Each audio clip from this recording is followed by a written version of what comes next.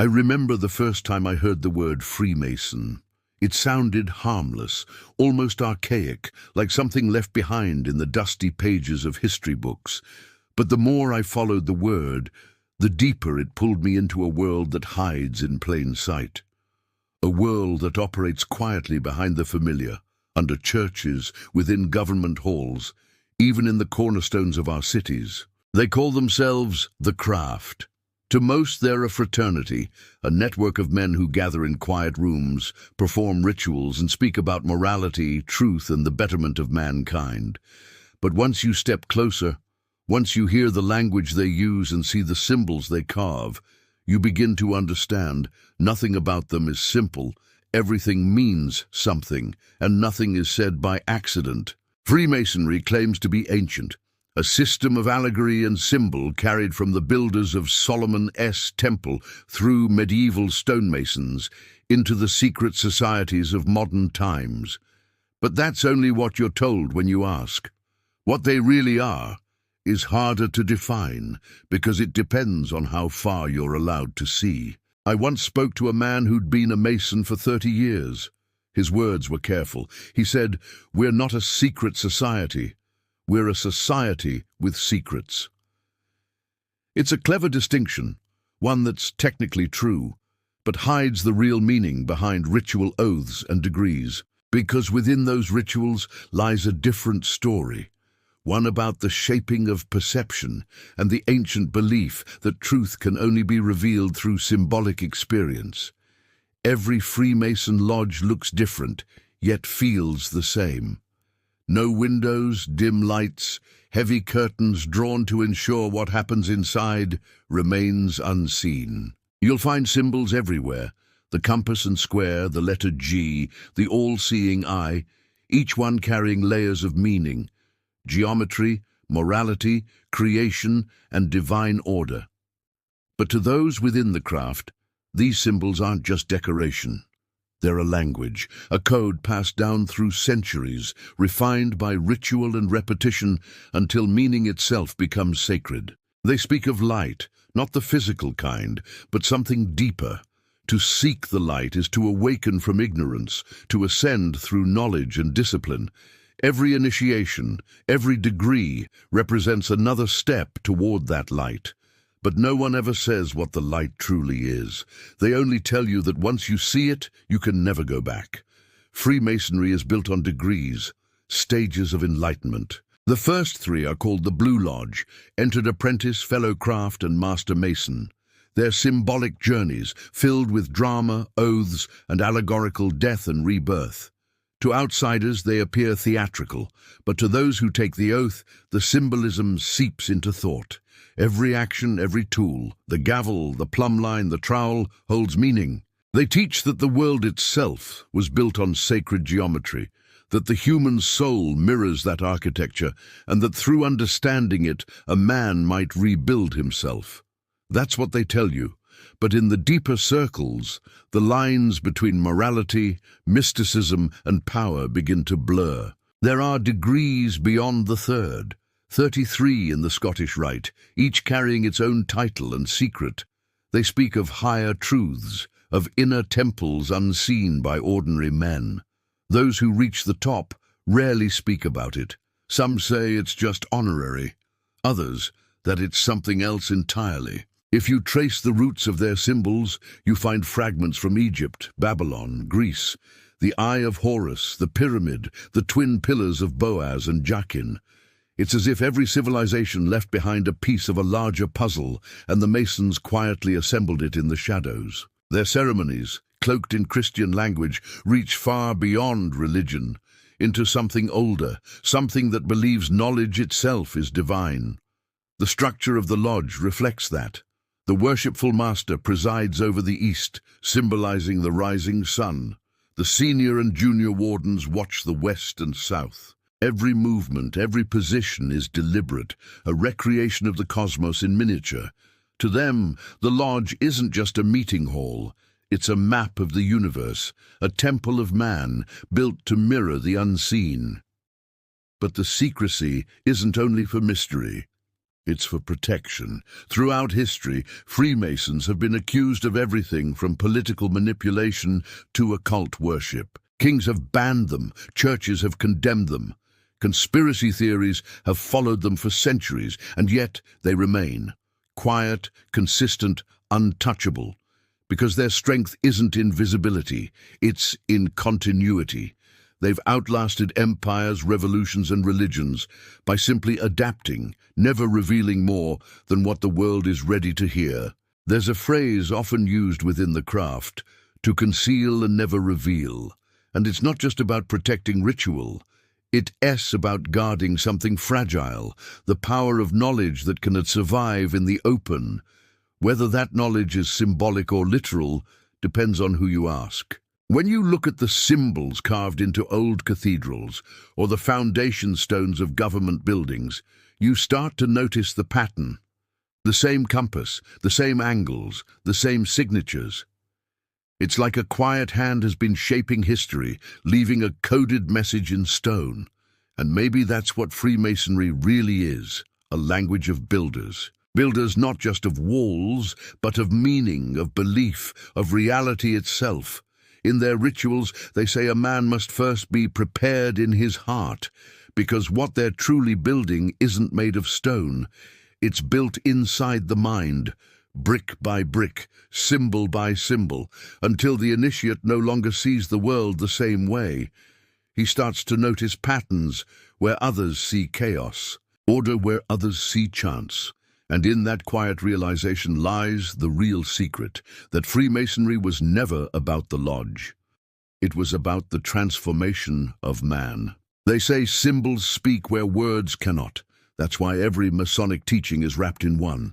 To understand Freemasonry is to understand its symbols, and to see what they be really saying beneath their calm, ancient geometry. At first, the symbols look harmless, a compass and a square.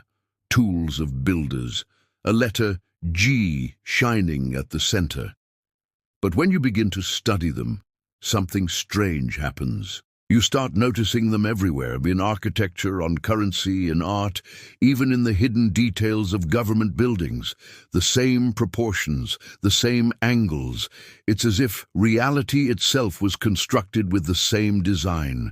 The compass represents the heavens, the divine, the square, the earth, the human. When joined, they form the bridge between the material and the spiritual, man standing between what is above and what is below.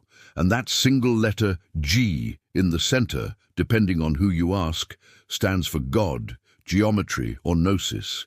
Each answer is correct and incomplete, because in the craft nothing means only one thing. Every initiate is taught that Masonry is a moral science, a way to build the soul as a temple. But morality is only the surface. The rituals are written like parables, and inside them are the keys to ancient mysteries, the same ones whispered in temples long before the word Freemason ever existed. During initiation, the candidate is blindfolded, symbolically in darkness. He's guided around the room, stopped at certain points, and made to kneel before the altar. He places his hand on a sacred text and swears an oath of secrecy, binding himself to the fraternity with words that echo across centuries.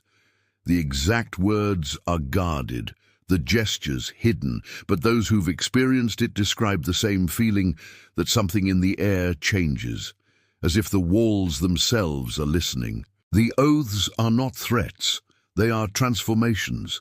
They separate the uninitiated from the initiated, dividing life into before and after. You walk in as one person and walk out as another, even if nothing physical has changed. It's a psychological architecture, carefully constructed to create reverence, fear, and a quiet sense of belonging to something much larger than oneself. Freemasonry doesn't tell you what to believe. It doesn't preach a religion. Instead, it gives you symbols and asks you to find your own meaning. And that's where the danger and the power begins. Because once you start interpreting, your mind becomes the temple. The rituals aren't happening around you anymore. They're happening inside you. Take the all-seeing eye, for example. To some, it's the eye of God, divine watchfulness. To others, it's the awakened third eye, the realization of inner perception. It stares from the top of the pyramid, symbolizing illumination through order. But to those who've been deep enough in the craft, the eye means something more subtle, the moment consciousness becomes aware of itself. The realization that the builder, the building, and the plan are all the same thing. Every tool of the mason carries similar layers. The gavel teaches self-control, the ability to shape rough edges of one's own character. The plumb line represents truth, the vertical line between heaven and earth. The trowel spreads the cement of brotherly love, binding men together in shared secrecy. Each lesson sounds moral, almost innocent, but beneath the language of virtue lies an ancient formula: transformation through symbol, obedience through ritual, and unity through silence. That silence is sacred. Every mason is taught to protect the secrets of the craft, not just out of loyalty, but because secrecy itself holds power. When something sacred is spoken too freely, it loses its energy. But when it's hidden, it grows, whispered only among those who've earned it. That's how the craft has survived for centuries, not by fighting the world, but by hiding beneath it. The psychology of Freemasonry is subtle. The more you learn, the less you're told. Each degree reveals just enough to make you want the next one, another symbol, another fragment of the puzzle. It's a system designed to awaken curiosity and discipline at the same time, a constant balance between revelation and restraint. That's what fascinates people and frightens them, because Freemasonry doesn't give answers, it gives paths. Every symbol leads somewhere different depending on who's walking the path, and the deeper you go, the more it starts to feel less like learning and more like remembering. The rituals are old, older than the fraternity admits. The blindfold, the sacred journey, the symbolic death and rebirth. They echo initiation rites from Egypt, Greece, and Babylon. Freemasonry, whether it admits it or not, is a vessel carrying fragments of those mysteries forward through time. That's why its symbols feel familiar, even to those who've never studied them. They speak to something ancient buried in the human mind, an instinctive language of shape and meaning that predates words. And yet, for all their secrecy, Masons claim to be seekers of light, men striving for truth through moral living. That duality is what makes them so hard to define. They stand between science and spirituality, reason and mystery, heaven and earth. Some join for fraternity and charity. Others join searching for something more, a glimpse behind the curtain of existence. I remember being told once, the symbols reveal themselves when you're ready to see. At first, it sounded poetic. Later, it felt like a warning. Because when you start to understand them, when you start to see, it changes how you look at everything. Architecture, religion, even your own thoughts. You realize the world has always been a coded design, and the Masons merely learned to read it. But the deeper question remains, what are they protecting? If Freemasonry is just moral philosophy, why the oaths, the secrecy, the hidden rituals, the degrees? Maybe it's not about hiding something from the world. Maybe it's about protecting the world from something too powerful to be revealed. Whatever it is, the symbols are the map, and the lodge is only the doorway. Beyond it lies something older than man's memory, and in that silence, where the compass meets the square, the initiated begin to hear the same whisper that's echoed for centuries. Build yourself, as they built the world. When you start to study the history of Freemasonry, something strange happens. You realize their story runs parallel to history itself, not inside it, but beneath it, like a second current no one was meant to notice. Every century leaves a faint trace. A name on a cornerstone, a symbol etched in a parliament building, an emblem hidden in a coat of arms. And if you connect those traces, they form a network older and more organized than any empire humanity has ever built. They call it brotherhood. But the truth is, Freemasonry has always been about influence. Influence hidden behind charity, philosophy, and architectural legacy. While nations rose and fell, the craft remained steady, adapting its mask to each new era. In the 18th century, when kings ruled by divine right, Masons gathered in candlelit lodges, discussing equality, liberty, and the architecture of government itself. Some say those ideas helped ignite revolutions, America, France, and beyond. And if you trace the founding documents of nations, the Masonic fingerprints are there, subtle, deliberate, eternal. The most powerful ideas are never shouted. They're whispered, repeated, and built into stone. That's what Freemasonry did. It shaped thought quietly, through men who believed they were only following moral lessons. Presidents, philosophers, architects, all connected by ritual oaths and symbols that transcended language, religion, and borders. They didn't need to control the world. They only needed to guide it, degree by degree, generation by generation. To understand their influence, you have to understand their structure. A Mason doesn't answer to an external ruler. His loyalty lies with the craft itself, a system designed to transcend politics and faith. Every man is taught to obey his conscience and the laws of the lodge. That independence, that quiet allegiance, creates something stronger than a nation, a living network of secrecy and discipline that stretches across time. You'll find Masonic lodges in nearly every major city on earth. Some are open, their buildings marked with the square and compass. Others exist only in records or in the whispered recollections of those who once attended. They meet under the guise of moral instruction, philanthropy, and fraternity. But within the rituals, the lessons remain the same: to build, to conceal, and to endure. History remembers events. Freemasonry remembers patterns. They watched kings rise and fall. They saw religions fracture and reform. Through every storm of ideology they survived, not by force but by design. Because the craft learned long ago that real power doesn't announce itself. It hides in symbols, in architecture, in institutions built to outlive their creators. Look at the Great Seal of the United States. The unfinished pyramid, the all-seeing eye above it, radiating light. A coincidence, perhaps, or perhaps not. That same geometry appears in Masonic tracing boards, centuries older. To them, the unfinished pyramid means something profound. The work is never complete. Mankind is still being built, and those who understand the blueprint are the true architects of civilization. Some call that conspiracy, others call it continuity. Whatever it is, it works. You can feel it in the way the world is structured, the balance of chaos and order, progress and restraint. Even the design of modern cities, their symmetry, their monuments, all seem to follow an invisible plan, and somewhere behind those plans sit the builders. But here's the paradox. For all their secrecy, the Freemasons aren't hidden. Their symbols are public, their history documented. Anyone can walk into a lodge and ask questions, and yet few ever do, because what they guard isn't a physical secret, it's a psychological threshold. An understanding of how knowledge shapes behavior, how ritual programs belief, and how symbols can carry power far longer than words. That's the real architecture, the one you can't see, the architecture of minds.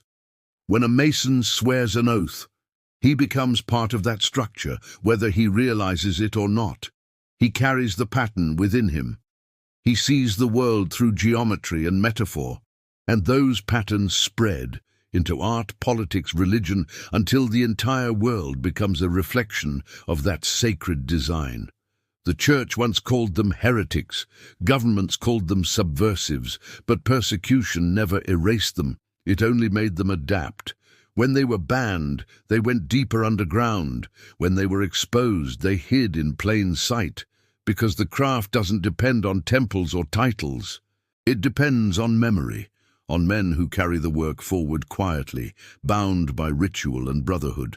I've seen their archives, centuries of records written in careful script, full of coded language and allegory. Minutes from meetings that seem ordinary until you read between the lines. They never talk about power directly. They talk about light, truth, virtue, and geometry. But the geometry they mean isn't just mathematical. It's spiritual architecture. It's the belief that the universe itself is built on proportion, and that those who understand proportion understand creation. Somewhere in that idea lies their enduring strength. Freemasonry teaches control of thought, of action, of self. It's a philosophy disguised as a fraternity, a religion without a god, a school without a name. And yet, it's everywhere. From the symbols in cathedrals to the measurements of public squares, their code has shaped the face of civilization, quietly, invisibly, with purpose. That's why their rituals matter so much. To the outside world, their ancient theater, men in aprons reciting old lines. But to those inside, every word is a frequency, every gesture a key. The ritual keeps the pattern alive. It reaffirms the order beneath the chaos, generation after generation, like a pulse in the dark. They say once you've taken the oaths, you never truly leave. Even if you stop attending lodges, the craft stays with you, in how you think, how you see, how you understand the world. That's the mark of true influence, not control, not domination, but design. The quiet shaping of thought passed through time like a hidden current under the river of history. Maybe that's all Freemasonry ever wanted, to be the architects of continuity, to ensure the work never ends. And maybe that's why, after all these centuries, the same symbols still glow in the corners of our cities, watching silently as the world keeps building itself, brick by brick, towards something unseen. Because for them, the temple was never just stone, it was always us. I used to think Freemasonry was about secrets, hidden rituals, forbidden knowledge, coded architecture, but the longer I studied it, the deeper I walked into its history, its silence, the more I understood that the greatest secret wasn't something they were keeping from the world. It was something they were teaching it to forget. They call it the work. It's the foundation of everything they do, not a single project or monument, but the ongoing process of shaping the human soul. Every symbol, every oath, every ritual points back to it. The work is the inner temple, built not of stone or light, but of understanding. It begins with the same question every Mason asks himself: what are you building? The answer is never spoken. It's learned. You start by chiseling away at ignorance, the rough stone of your own being. You measure yourself with the square, balance your thoughts with the level, and aim your intentions with the compass. Every act of discipline, every lesson of morality becomes a layer of that inner structure. And when you've built enough, when the architecture of your soul stands firm, you begin to see the same geometry reflected in everything around you. That's when you realize the frightening truth. The world is a mirror, and the temple they've been building all along is humanity itself. It's easy to dismiss that idea. People mock the Masons as old men in aprons, reciting archaic words in dim rooms. But there's a strange kind of genius in the way they've preserved their rituals, like a living transmission of memory, older than any book or institution. Their symbols outlast empires because symbols can't be burned. Their lessons persist because they're encoded in human behavior, in architecture, in ethics, in the quiet act of building something meaningful. The deeper I went, the more I understood why they guard their rituals so fiercely, not because of power, but because of fragility. Some truths lose their shape when exposed to too much light. They survive only in silence, protected by ceremony, handed down in whispers and oaths. That's what the secrecy is for, not to exclude, but to preserve. Inside every lodge, time moves differently. There's no noise from the outside world, no politics, no distraction, just the rhythm of words repeated for centuries, each one shaping the next generation to think, to question, to build. It's not religion, not politics, not philosophy. It's a system of becoming. And when you start to grasp that, it stops feeling like a society and starts feeling like a mechanism, one that has been turning quietly beneath civilization since the beginning. But the work changes those who pursue it. You start noticing patterns where others see coincidence. You begin to see how architecture influences emotion, how proportion can guide thought, how repetition shapes memory. You realize that humanity itself is a kind of temple under construction, and that every generation adds its own stone. Some carry on the design faithfully. Others forget what they were building and let the pattern fade. That's why Freemasonry endures. It's not about controlling the world. It's about reminding it what it was supposed to become. And yet, there's something haunting in that realization. Because when you start to see the order beneath chaos, you also see how fragile it is. You begin to wonder whether the work can ever be completed, or if it was never meant to be. Perhaps the purpose of the craft isn't to finish the temple, but to keep building it so that humanity never stops seeking meaning, a never-ending design, reaching toward a perfection it can never touch. I once asked a Mason what the light really was. He smiled, not unkindly, and said, "It's what you bring with you when everything else is gone." I didn't understand it then. I think I do now. The light isn't knowledge or truth or revelation. It's awareness. It's what remains when the symbols, the rituals, the secrecy, all of it have served their purpose. It's the moment a man realizes the temple he was meant to build was always within himself. But that realization carries a cost, because once you see it, you can never unsee it. You start recognizing the work everywhere, in governments, in art, in architecture, in the slow, deliberate evolution of human thought.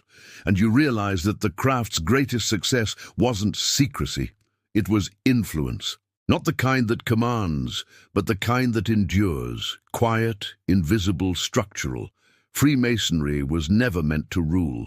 It was meant to remember that knowledge must be earned, that truth must be veiled until it can be understood, and that the real temple, the one worth building, lies in the heart of every man who chooses to seek.